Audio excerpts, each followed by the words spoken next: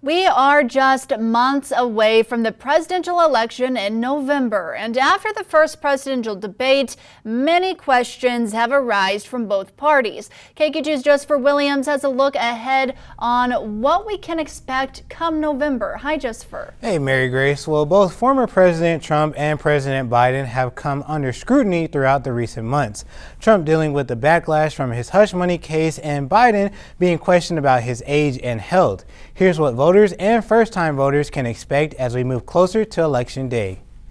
What some people are calling the most important election in history has raised many questions from voters across the U.S. After the first presidential debate, many questioning, is President Joe Biden too old and should he stay on the ballot? I think the expectations for Biden coming from the Democratic side were much higher. And I think that his performance definitely fed the narrative that he may be too old, that he may be struggling with certain physical problems that are associated with aging. He didn't look sharp. He certainly didn't sound sharp. Even with a stronger presence at the debate, former President Donald Trump's failure to answer questions leaves many questions unanswered if he were elected president again. I think he was controlled. I think that the specifications they put in for the debate definitely helped to keep him under control.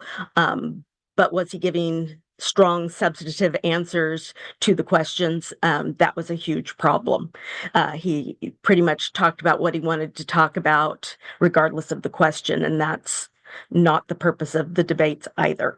With the decision to stay on the ballots remaining in President Biden's hands, top Democrats are still questioning his age and health. I think they have a moral obligation to look themselves in the mirror and to be able to say, we know we can win this race, or we're sure that we're going to be able to win this race, because there's just too much at stake. For first-time voters who aren't sure on what to do come election time, making sure to have all your facts checked and checking where you get the information from is a key step before you make a decision on Election Day. So looking at their campaign sites, looking at what their formal statement is on certain positions, what their record is and has been, trying to weed through some of the assumptions that students have. But I do want them to be able to think about, okay, I'm being told this.